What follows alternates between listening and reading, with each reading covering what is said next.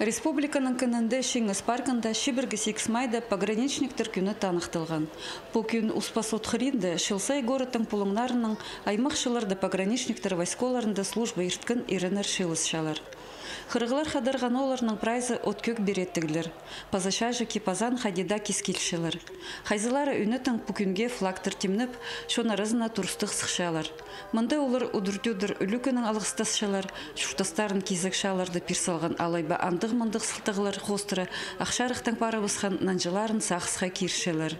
Сағамға шуштастыңар шоқтыра паршалар, сомға суыртшалар. Праздничек занавшими улыб составлю выдавал люгунан, пограничный люгунан, праздник хасхузен, фибриллеры ди хасхузен, саган захтару толзнер, праздник люгунан. Служить полгом сезон 5 сезон чистжилерда. Амғы времяда тоқмашым, скульптура урақтарына паркмашым. Шеңес паркында шылған маха шайрынарны шака мессириадының пастықтары, паза республиканың үлгілері, шылық сөстерінің үлікінің алғыстаныр.